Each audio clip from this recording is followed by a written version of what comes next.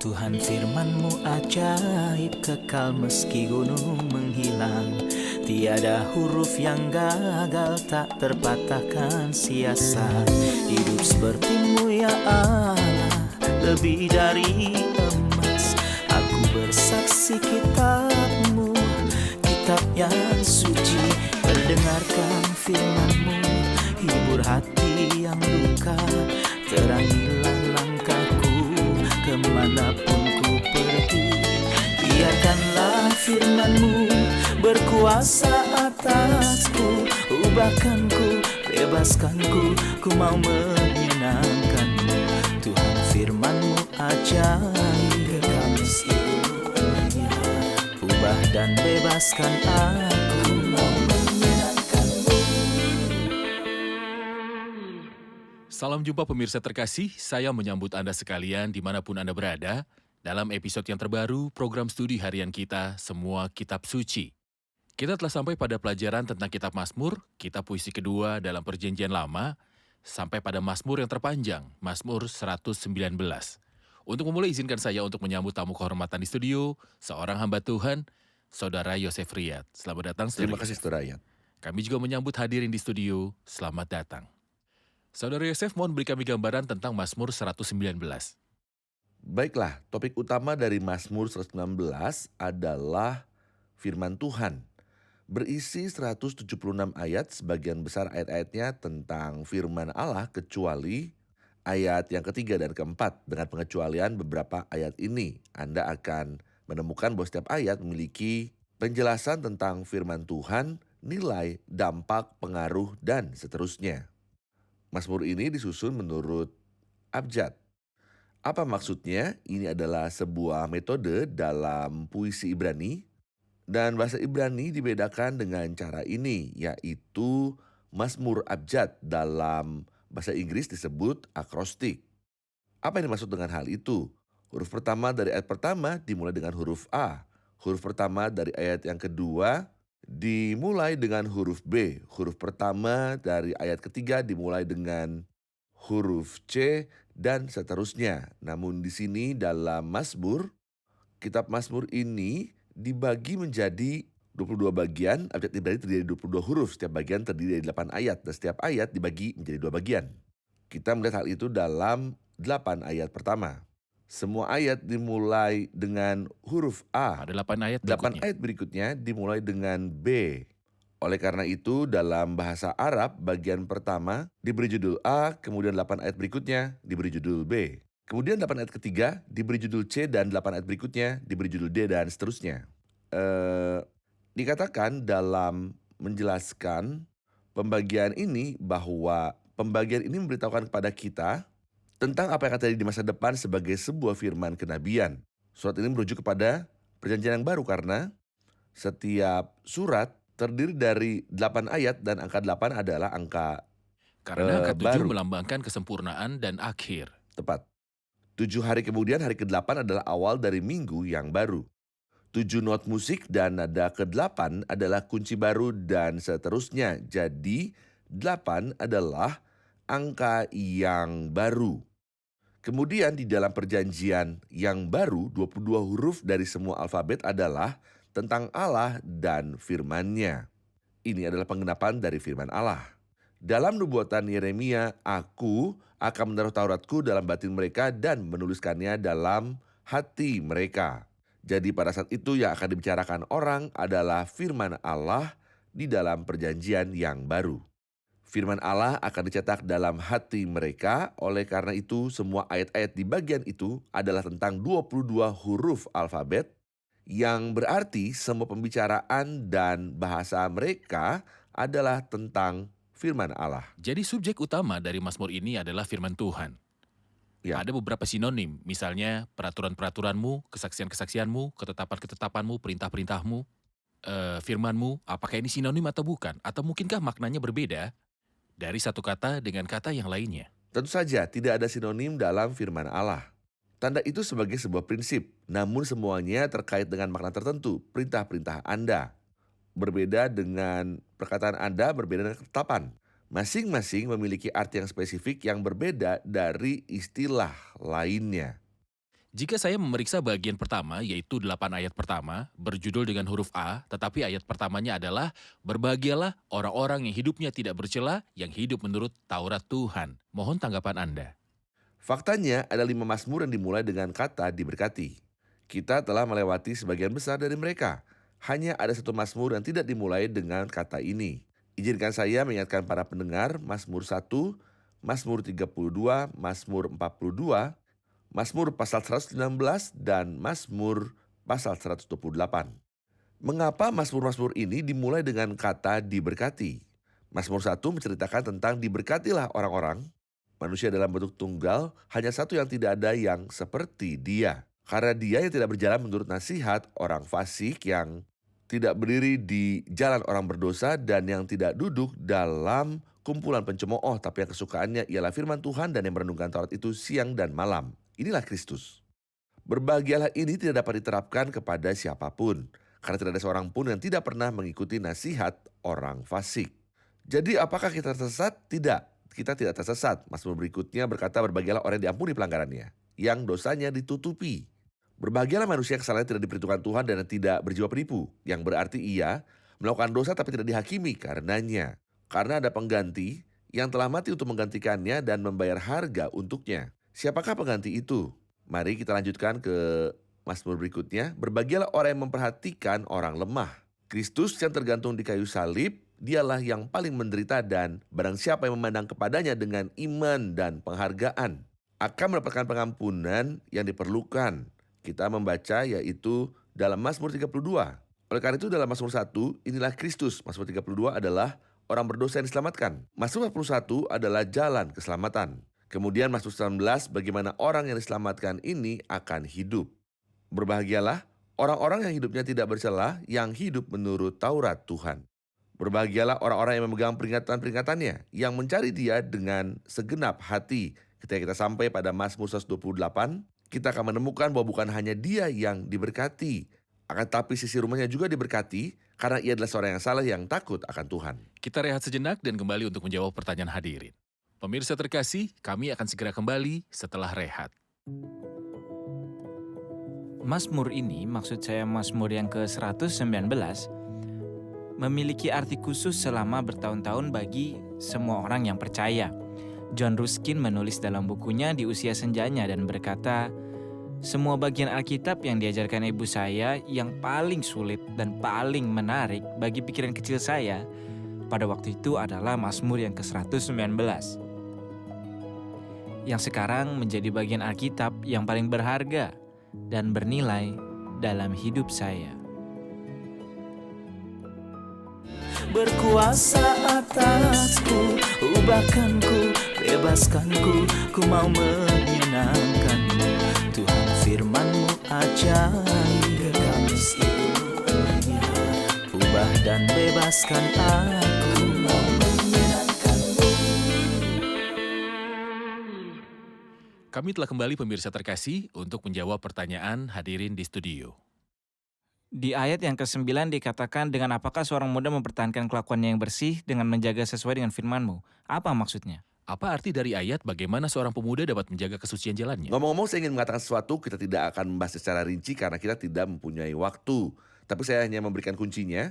Setiap huruf dalam bahasa Ibrani memiliki nilai numerik dan signifikansi. Huruf Alef yang diawali dengan 8 ayat pertama, maknanya adalah lembu jantan.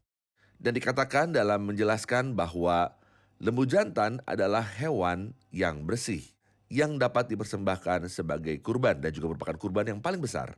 Mengapa ini adalah hewan yang bersih? Karena dua alasan. Pertama, ia mengunyah kotorannya. Kedua, ia membelah kukunya. Inilah yang kita lihat dalam 8 ayat pertama. Seseorang yang mengunyah artinya memakan firman Allah, dan membelah kuku itu berarti dia berjalan dalam pemisahan dari dunia yang jahat. Dari ayat 9 sampai 16 ini membawa kita ke ayat berikutnya, yaitu Bet.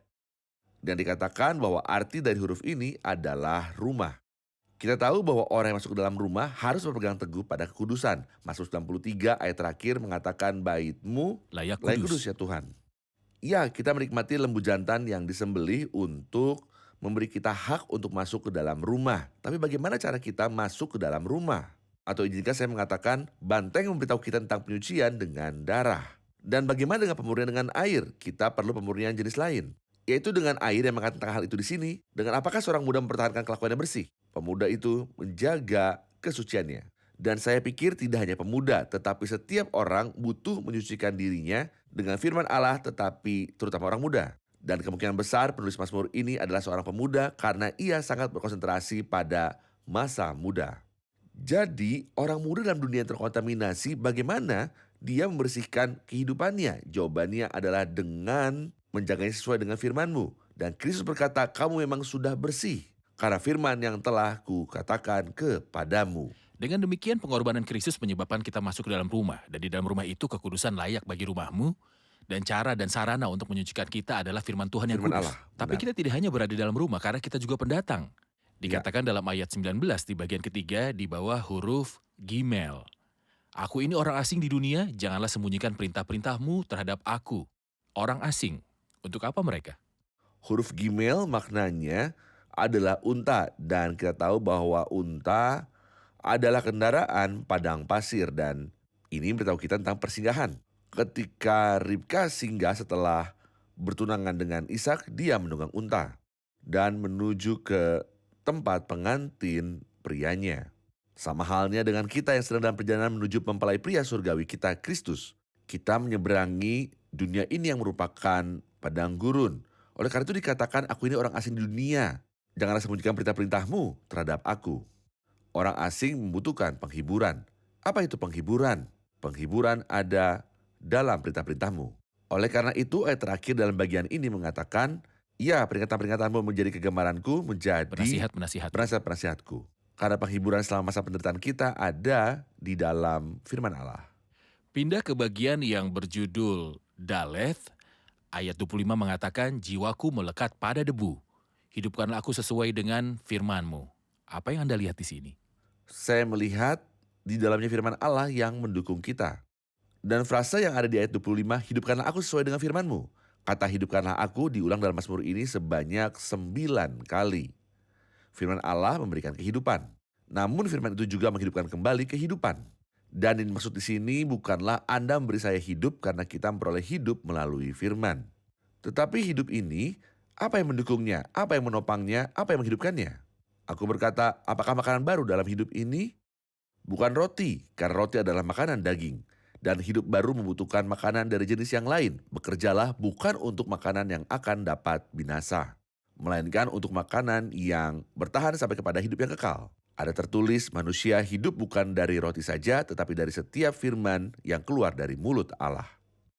Bagian He, ayat 37. Lalukanlah mataku daripada melihat hal yang hampa. Hidupkanlah aku dengan jalan-jalan yang kau tunjukkan. Banyak hal tidak berharga dapat menarik perhatian kita. Ya, karena ada banyak hal yang dapat kita sebut tidak berharga. Ayat sebelumnya menunjukkan kepada kita salah satu jenis ketidakberdayaan yang paling sulit di dunia, dikatakan condongkanlah hatiku kepada peringatan-peringatanmu dan jangan kepada laba. Banyak orang yang mengejar kekayaan, harta benda, keuntungan, dan uang. Tetapi lalukanlah mataku daripada melihat hal yang hampa. Condongkanlah hatiku kepada peringatan-peringatanmu. Hal ini mengingatkan kita pada sebuah ayat dalam Lukas pasal 16. Kita membaca dalam pasal ini apa yang Kristus katakan, seorang hamba tidak dapat mengabdi pada dua tuan. Semuanya itu didengar oleh orang-orang Farisi, hamba-hamba uang itu. Mereka mendengarkan firman Tuhan. Tetapi mereka adalah pecinta uang sehingga dan mereka mencemoohkan dia. Mereka mengajak Kristus yang sedang berbicara. Mereka tidak menghargai nilai dari perkataan Kristus karena mereka adalah pencinta uang. Dan saya percaya jika ada orang yang mencintai uang, ketika Anda mengatakan kepadanya, datanglah ke gereja, ada pertemuan-pertemuan yang baik dan ada firman Allah. Dia akan menjawab, apa itu firman Allah? Marilah kita mencari keuntungan materi dan kekayaan. Namun Mazmur berkata, condongkanlah hatiku kepada peringatan-peringatanmu dan jangan kepada laba. Lalukanlah mataku daripada melihat hal yang hampa. Hidupkanlah aku dengan jalan-jalan yang kau tunjukkan. Bagian Fof, ayat 45 dan 46, aku hendak hidup dalam kelegaan, sebab aku mencari titah-titahmu. Aku hendak berbicara tentang peringatan-peringatanmu di hadapan raja-raja, dan aku tidak mendapat malu. Apa yang Anda lihat di dalamnya tentang terang firman Allah? Saya percaya bahwa ia sedang memberitahukan kepada kita tentang kasihnya kepada firman Allah. Banyak orang menganggap firman itu adalah pembatasan. Tetapi di sini ia berkata, aku hendak hidup dalam kelegaan sebab aku mencari titah-titahmu. Jika Anda mengasihi firman Tuhan, Anda tidak akan merasa itu adalah pembatasan atau beban. Tetapi Anda akan berjalan di tempat yang luas selama Anda mengasihi firman Tuhan. Aku hendak hidup dalam kelegaan sebab aku mencari titah-titahmu.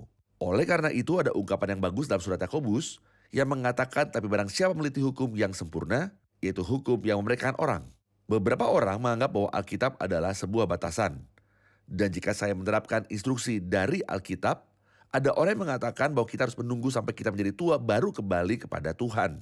Mengapa kita harus tunduk pada batasan-batasan selagi kita masih muda? Tetapi di sini, pemazmur yang masih muda berkata, aku hendak hidup dalam kelegaan. Sebab aku mencari titah-titahmu. Hukum kebebasan. Tepat sekali, itu berarti dia puas dengan perkataan ini dan tidak menganggapnya sebagai pembatasan atau beban. Hasil dari ketaatannya akan firman ini, ia berkata, aku hendak berbicara tentang peringatan-peringatanmu di hadapan raja-raja dan aku tidak akan mendapat dipermalukan. malu. Pengucap firman berdiri di hadapan raja. Benar. Bagian Zain ayat 54, ketetapan-ketetapanmu adalah nyanyian mazmur bagiku di rumah yang kudiami sebagai orang asing. Pada waktu malam aku ingat kepadamu ya Tuhan. Aku hendak berpegang pada Tauratmu. Inilah yang kuperoleh, bahwa aku memegang titah-titahmu. Saya percaya hal ini juga menjelaskan kepada kita tentang gagasan yang sama yang telah kita bahas beberapa waktu yang lalu. Bahwa firman Allah bukanlah hal yang sulit. Ketetapan-ketetapanmu adalah nyanyian mazmur bagiku di rumah yang kudiami sebagai orang asing. Pemazmur berkata, aku adalah tamu di negeri ini, aku singgah karena itu. Janganlah menyembunyikan daripadaku rahasia keindahanmu, perkataanmu yang indah dan mengagumkan. Dengan demikian kita bersukacita dalam firman ini.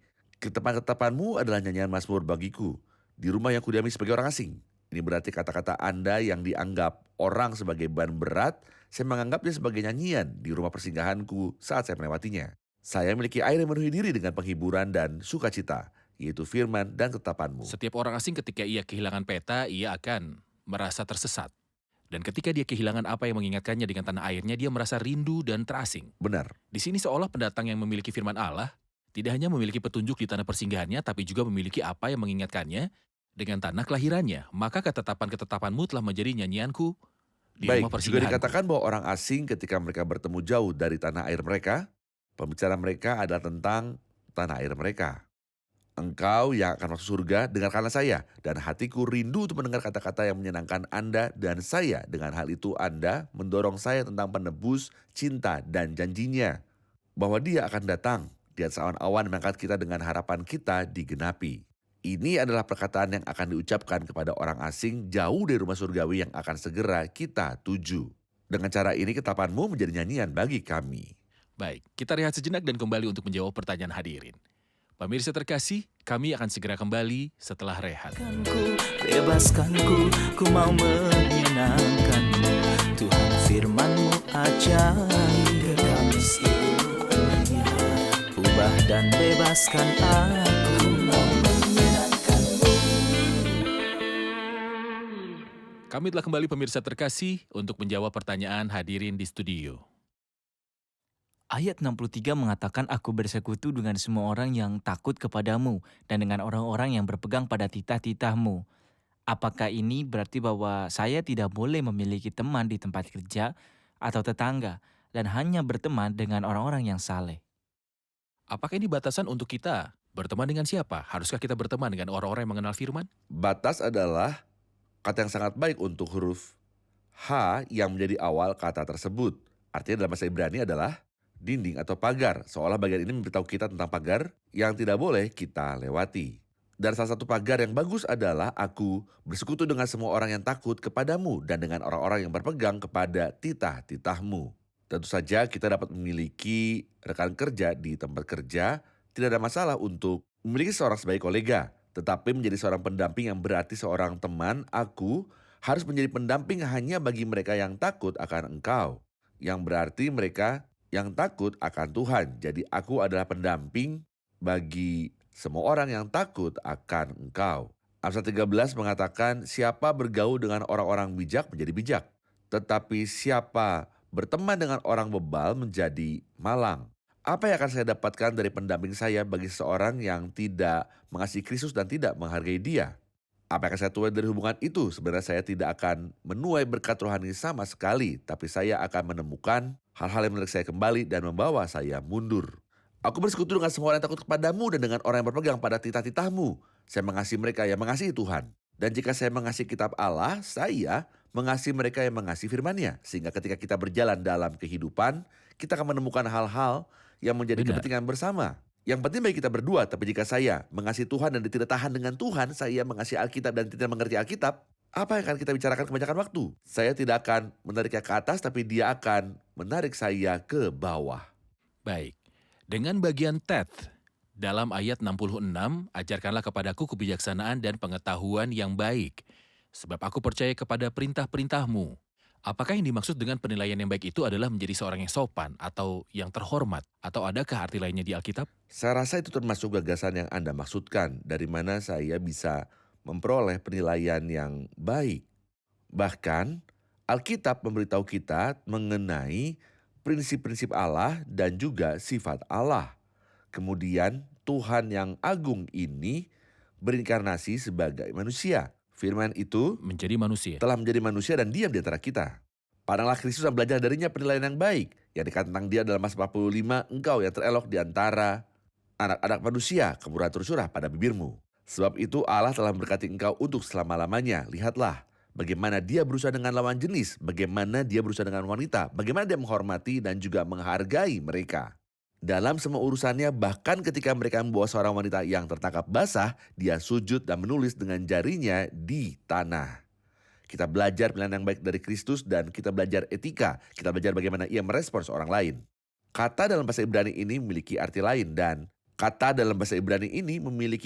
lain dan bisa jadi itu juga yang dimaksud di sini. Membedakan hal-hal dengan benar. Kata ini memberi kita kedua makna tersebut ketika kita mempelajari firman Allah dan menjadi murid-murid firman ini, kita akan tahu bagaimana membedakan dengan benar dan kita akan memiliki cara yang baik saat berhubungan dengan orang lain. Mengecap kebaikan dan membedakan kebaikan. Benar. Ketika kita sampai pada bagian Yod, ayat 73, tanganmu telah menjadikan aku dan membentuk aku, berilah aku pengertian supaya aku dapat belajar perintah-perintahmu. Apa yang Anda lihat di sini? Kebetulan huruf Yod artinya adalah tangan. Karena itu dimulai dengan tanganmu telah menjadikan aku dan membentuk aku. Dan saya melihat di dalamnya bahwa kita adalah hasil karyanya. Dia yang menjadikan kita dan membentuk kita, oleh karena itu tidak ada yang tahu bagaimana menata kita selain dia. Diceritakan bahwa ada seorang yang sedang mengemudi di jalan raya di Amerika dan mobilnya mogok. Dan dia tidak tahu apa yang harus dilakukan. Mobilnya adalah sebuah mobil Fortua. Kemudian ada seorang pria menghampirinya dan bertanya kepadanya apa masalahnya. Lalu dia berkata kepadanya, masalah saya adalah ini dan itu dengan mobil saya. Pria itu memperbaiki mobilnya dalam beberapa menit. Jadi dia ingin mengenalnya dan bertanya kepadanya, siapa dia? Pria itu menjawab, saya Tuan Ford. Saya yang merancang mesin ini. Dengan demikian sangat mudah baginya untuk memperbaiki sesuatu yang Tepat. ia rancang. Dan ini adalah pelajaran yang sama yang kita pelajari. Saya punya sesuatu yang salah dengan diri saya. Tanganmu telah menjadikan aku dan membentuk aku. Jadi ketika sesuatu yang salah terjadi, saya akan pergi. Saya tidak akan mengatakan dealer atau agen, saya akan pergi pada pribadi yang menciptakan saya. Yang menciptakan kita. Dia tahu bagaimana memperbaiki segala sesuatu dalam Ketika saya diri lelah kita. kepada siapa saya akan pergi selain kepada engkau. Ya. Ketika tertindas kepada siapa saya datang selain kepadamu. Ketika berdosa, bingung dan tertekan kepada siapa saya pergi selain kepadamu. Tepat. Tanganmu telah menjadikan aku dan membentuk membentuk aku. aku. Tuhan berkati Anda, Saudara Yosef. Tuhan berkati Kita telah Anda. di akhir episode. Kita akan dengarkan komentar dari hadirin. Apa manfaat yang Anda dapatkan? Firman Allah menguduskan, membersihkan, dan menghibur kita dalam persinggahan kita ketika firman Allah menceritakan tentang rumah surgawi dan kita akan lebih baik jika kita memperhatikannya. Condongkanlah hatiku kepada peringatanmu, lalukanlah mataku daripada melihat hal yang hampa. Condongkanlah hatiku kepada peringatan-peringatanmu dan janganlah kepada laba. Dia mengenal saya luar dalam, mengetahui detail terkecil dalam hidup saya. Tanganmu telah menjadikan aku. Terima kasih, Tuhan berkati. Terima kasih, Saudara Yosef. Kita akan lanjutkan diskusi di episode selanjutnya. Pemirsa terkasih, kita telah belajar dalam episode ini bahwa Mazmur berbicara tentang firman Tuhan yang dimulai dengan berbahagialah orang-orang yang hidupnya tidak bercela, yang hidup menurut Taurat Tuhan. Dan kita belajar bahwa huruf Alef yang berhubungan dengan lembu jantan memungkinkan kita untuk berada di rumah Tuhan atau menjalin hubungan yang intim dengan Tuhan. Dan kita bersyukur kepada Tuhan bahwa tidak ada kemungkinan untuk berada dalam hubungan dengan Tuhan dan menikmati berkat Tuhan kecuali melalui pengorbanan dari Kristus. Jadi agar yang terhilang dapat kembali dan masuk ke dalam rumah adalah keharusan sebuah pengorbanan harus dipersembahkan. Allah mempersembahkan anaknya bagi kita di kayu salib. Kristus adalah anak domba yang disembelih, pengorbanan yang agung. Yang berdasarkan Dia, Allah dapat mengampuni dosa Anda dan menyambut kita dalam hubungan dengannya. Jika Anda ingin menjangkau Allah, jika Anda ingin menyembah Allah, dan jika Anda ingin tinggal bersama Tuhan, tidak ada cara lain selain pengorbanan Kristus. Terimalah Kristus, pribadi dan karyanya. Anda akan disambut di hadirat Allah. Pemirsa terkasih, sampai jumpa di episode selanjutnya untuk terus mempelajari Mazmur 118. Tuhan besertamu.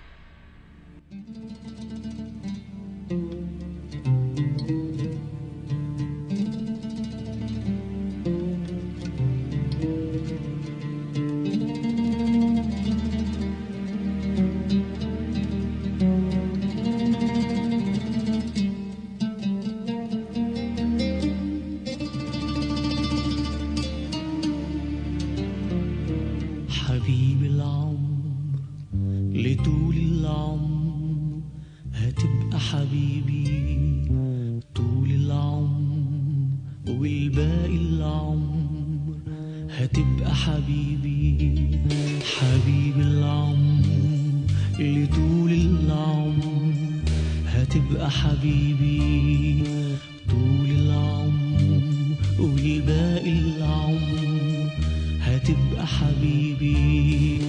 مين زيك يسامح، مين زيك يداوي، مين زيك يحن، مين زيك يسامح، مين زيك يداوي، مين زيك يحن، مين غيرك يقول لي الشيء كن فيكون، مين غيرك قادر على هد محصول، مين غيرك يقول لي الشيء كن فيكون، مين غيرك قادر على هد محصول، مين بالحب يروي القلب من الينبوع، مين غيرك يسامح بالحب يا يسوع.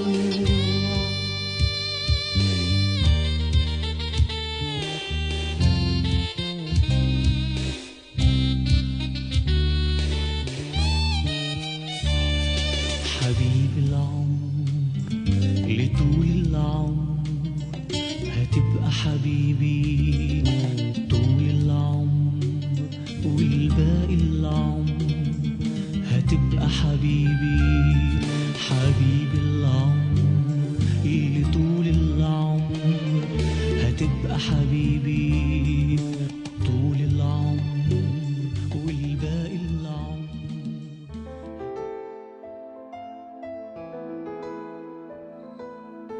Tuhan firman-Mu ajaib, kekal meski gunung menghilang. Tiada huruf yang gagal, tak terpatahkan siasat. Hidup seperti-Mu ya Allah, lebih dari emas. Aku bersaksi kitab-Mu, kitab yang suci.